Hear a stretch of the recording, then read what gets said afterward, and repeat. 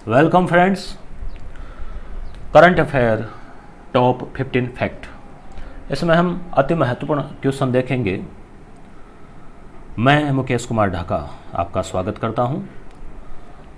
Central board of indirect taxes and customs यानी केंद्रीय अप्रत्यक्ष कर और सीमा शुल्क बोर्ड ने अपने 500 से अधिक CGST व सीमा शुल्क कार्यालयों को पेपरलेस करने हेतु एक ऑफिस ऐप का नाम भी याद रखें, ऐप शुरू किया है।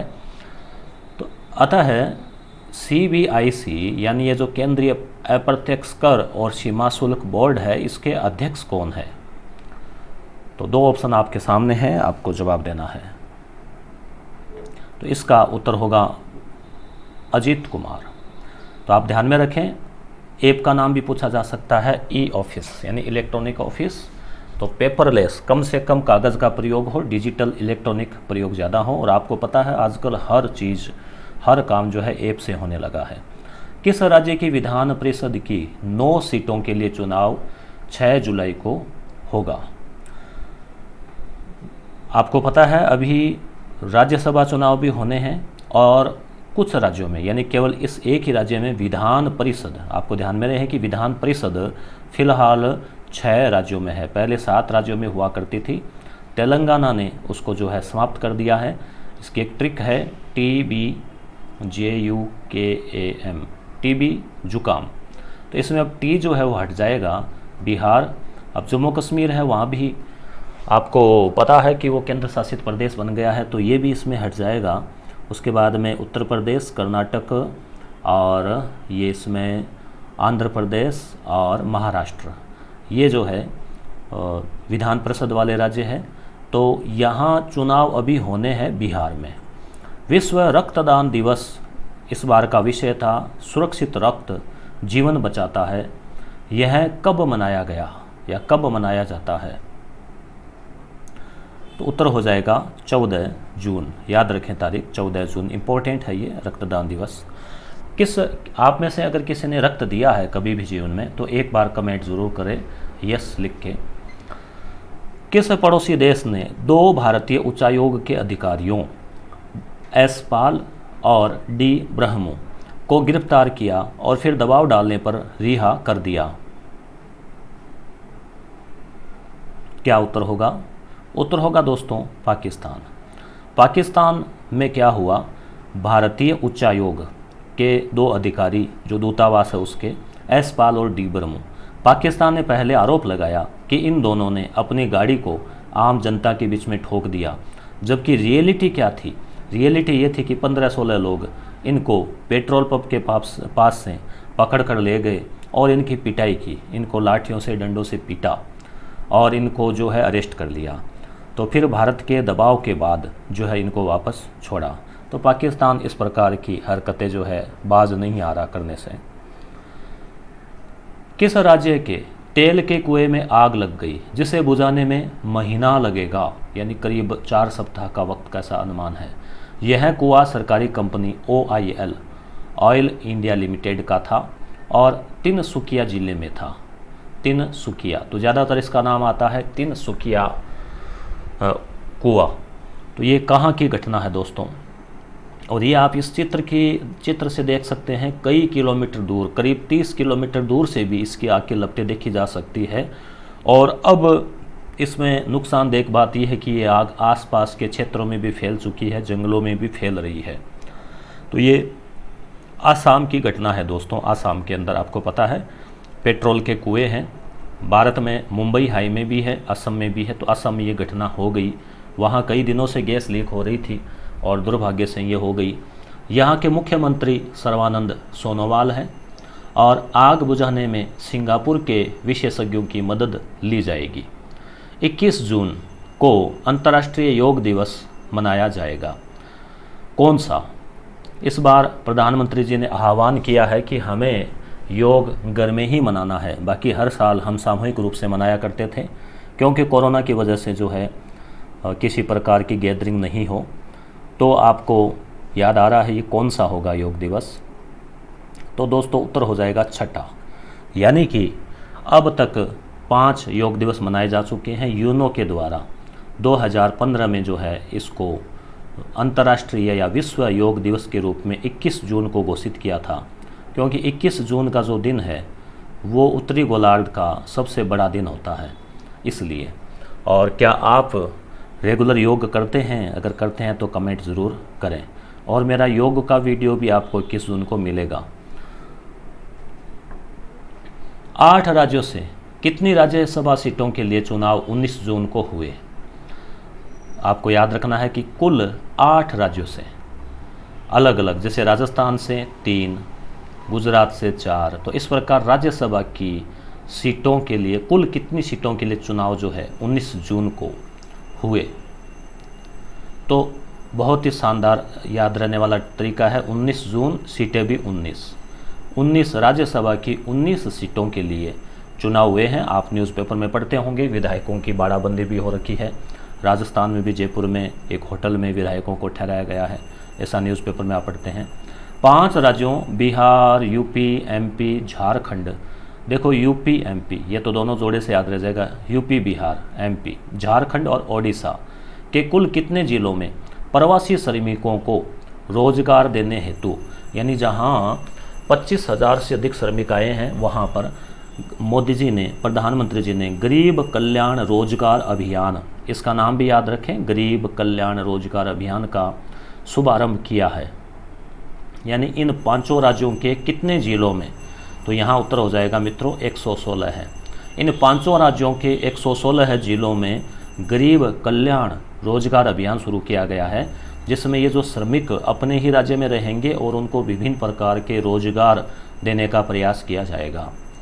कोरोना के मद्देनज़र उच्चतम न्यायालय ने इस साल जगन्नाथपुरी रथ यात्रा पर रोक लगा दी है, क्योंकि उन्होंने कहा है, उच्चतम न्यायालय के मुख्य न्यायाधीश S.A. बोबडे, उन्होंने स्टेटमेंट दिया कि अगर हमने इसको अनुमति दे दी तो कभी भी जगन्नाथ भगवान हमें माफ़ नहीं करेंगे। कहने का मतलब इसमें लाखों लोग इकट्ठे होते हैं और अगर ऐसा होता है तो कोरोना का खतरा बढ़ जाएगा, इसलिए इस पर रोक लगा दी है। तो पूरी कहाँ स्थित है जहाँ प्रसिद्ध जगन्नाथ यात्रा, रथ यात्रा निकाली जाती है? तो उत्तर हो जाएगा मित्रों ओडिशा। उड़ीसा या Odisha. Bharat UNO, United Nation Organization में 2 वर्ष के लिए सुरक्षा परिषद में अस्थायी सदस्य चुना गया है। उसका कार्यकाल 1 जनवरी 2021 से शुरू होगा और 31 दिसंबर 2022 तक चलेगा। भारत इस बार सहित, यानी इस बार सहित अब तक कितनी बार इसका सदस्य चुना गया है? और ये जो चुना जाता है वो एशिया प्रशांत श्रेणी से चुना जाता है। भारत को चुनने के लिए 129 वोटों की आवश्यकता थी और कितनी बार जो है ये चुना जा चुका है इस बार सहित मिलाकर? तो दोस्तों यहाँ उत्तर हो जाएगा 8, यानी 7 बार पहले रह चुका है और ये 8वां कार्यकाल भारत का शुरू हुआ है। और इसमें जो 2 वर्ष के लिए ये होता है, अभी 4 देश जो है वो बने हैं इसमें अस्थायी सदस्य के रूप में, और कुल जो है इसमें 10 अस्थायी सदस्य होते हैं, 5 स्थायी सदस्य होते हैं, कुल 15 सदस्यों से मिलकर बनती है सुरक्षा परिषद। इन 5 सदस्यों के पास में वीटो पावर है और ये जो अस्थायी सदस्य इनके पास में वीटो पावर नहीं है। और भारत जो है स्थायी सदस्यों की सूची में लगातार अपनी दावेदारी कर रहा है और कई देश जो है जैसे जापान, ब्राज़ील आदि उसका, दक्षिण अफ्रीका उसका समर्थन भी कर रहे हैं। प्रधानमंत्री जी ने कितनी कोयला खदानों को वाणिज्यिक खनन हेतु नीलामी प्रक्रिया शुरू कर दी है? वाणिज्यिक का मतलब हो गया इतने दिन तो हम केवल इस्तेमाल कर रहे थे जैसे बिजली या अन्य कामों में, अब उनको बेचने के लिए स्तर पर भी कि वो कोयला बड़े स्तर पर विदेशों में बेचा जाए ताकि भारत कोयले का निर्यात कर सके। इतने दिन हम आयात कर रहे थे बहुत ज़्यादा मात्रा में। भारत कोयला भंडार में 4था स्थान है पूरे विश्व में कोयले के मामले में, और उत्पादन में हमारा 2रा स्थान है, मगर आयात में भी हम 2रे स्थान पर है। आयात भी हम इसका बहुत करते हैं। तो आत्मनिर्भर भारत के तहत इसका आयात कम करना है और निर्यात बढ़ाना है, इसलिए कोयला खदानों का वाणिज्यिक खनन शुरू हो जाएगा और उसके लिए बड़ी बड़ी कंपनियों को जो है नीलामी की प्रक्रिया शुरू कर दी है। तो कितनी कोयला खदानों की? तो इसमें उत्तर हो जाएगा 41, ये संख्या याद रखें। पहली बार 41 खदानों के लिए जो है नीलामी की प्रक्रिया शुरू की गई है। यूएनओ में सुरक्षा परिषद में 4 देशों को, अभी हमने बात की कि अभी चुनाव हुए थे सितंबर में, आपको ध्यान में रहें कि हर सितंबर में इसका वार्षिक अधिवेशन होता है। तो अभी 2 वर्ष हेतु अस्थायी सदस्य चुना गया है। तो इनमें से कौन सा उसमें शामिल नहीं है? 4 देशों को चुना गया है अस्थायी सदस्य के रूप में। तो यहाँ उत्तर हो जाएगा मित्रों स्वीडन, आयरलैंड है, मेक्सिको है, नॉर्वे है, और चौथा यहाँ स्वीडन न होके क्या होगा यहाँ पे भारत। तो ये 4 देश जो है अभी अस्थायी सदस्य चुने गए हैं। स्थायी सदस्य आपको ध्यान में रहे 5 है, जो कि शुरुआत से ही है, जब से इसकी स्थापना हुई है तब से। इनके पास में वीटो पावर होता है। वीटो का मतलब होता है मैं मना करता हूँ, यानी कोई प्रस्ताव पारित करना है तो बहुमत से तो सामान्यतः होता ही है। इसमें क्या होगा, एक भी सदस्य ने मना कर दिया, जैसे भारत के खिलाफ बहुत बार चीन वीटो लाता है, जबकि भारत के समर्थन में हमेशा रूस लाता है। पहले अमेरिका पाकिस्तान के समर्थन में और रूस भारत के समर्थन में अक्सर वीटो कर देते थे। तो एक देश ने भी अगर मना कर दिया तो इन चारों का वोट फिर कोई मायने नहीं रखता। तो अमेरिका, याद रखें अमेरिका, उसके बाद में ब्रिटेन, अमेरिका और रूस 2 बड़े देश, अमेरिका रूस, ब्रिटेन और फ्रांस पड़ोसी, ब्रिटेन फ्रांस, अमेरिका रूस और चीन। चीन जो है 1971 में वो उसका सदस्य बना था। उससे पहले ताइवान के रूप में जो है ये उसका सदस्य था, फिर चीनी गणराज्य को बना दिया गया। 10 अस्थायी सदस्य होते हैं जिनके चुनाव 2-2 साल से होते हैं बारी बारी। तो इस साल 4 सदस्यों के चुनाव हुए हैं। यूएनओ में भारत के स्थायी प्रतिनिधि कौन है?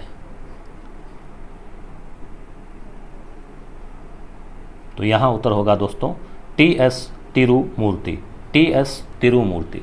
प्रश्न आपको अच्छे लगे तो कमेंट करके ज़रूर बताना। और दोस्तों आपको मेरे बाकी वीडियोस भी देखने हैं, चाहे वो करंट अफेयर के हो या अन्य सब्जेक्ट के हो, तो आप YouTube खोलिए और मेरा नाम सर्च कीजिए। अगर आपके पास नोटिफिकेशन नहीं आता है, और चैनल को जैसे ही आप नाम सर्च करेंगे ये शो होगा और आप इसे सब्सक्राइब कर लें। यहाँ रेड है उसको ब्लैक कर दें, बेल आइकन दबा दें, और इसके बाद आप जैसे ही यहाँ क्लिक करेंगे, इस नाम पे अंगुली रखेंगे, टच करेंगे, इतने में ये स्क्रीन खुलेगी और इसमें आप वीडियोज़ पे क्लिक करके मेरे सारे वीडियोज़ लेटेस्ट तारीख वाइज आपको मिलेंगे।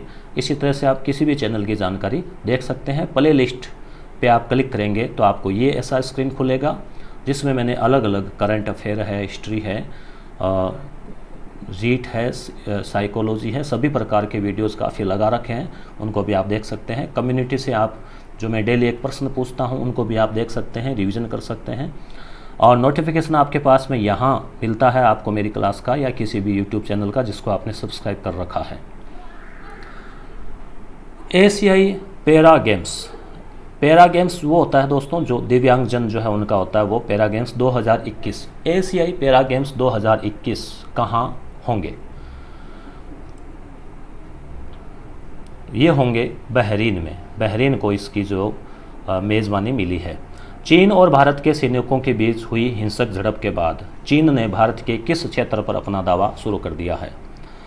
तो यहाँ आपसे मित्रों मेरा निवेदन रहेगा कि हमें ज़्यादा से ज़्यादा पूरी कोशिश करनी है कि हम हर प्रकार से चीनी सामान जो है उसको ख़रीदना बंद करें।